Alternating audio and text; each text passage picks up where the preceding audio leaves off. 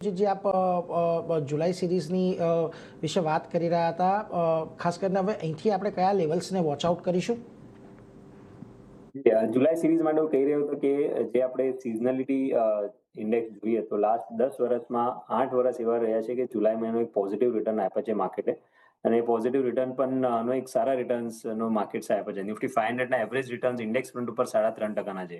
તો આપણે already time wise correction જોઈ ચૂક્યું છે. સો પ્રોબેબલી આ જુલાઈ મહિનો માર્કેટ્સ માટે સારો રહેવો જોઈએ. અને સારું સપોર્ટ બેઝ 23,800 23,750 છે. સો રિસ્ક રિવોર્ડ રેશિયો ફેવરેબલ છે. 23,800ના કે 23,750ના નીચે સ્ટોપ લોસ રાખીને માર્કેટ્સમાં બાઇંગ ઓપોર્ચ્યુનિટીઝ ગોતવી જોઈએ.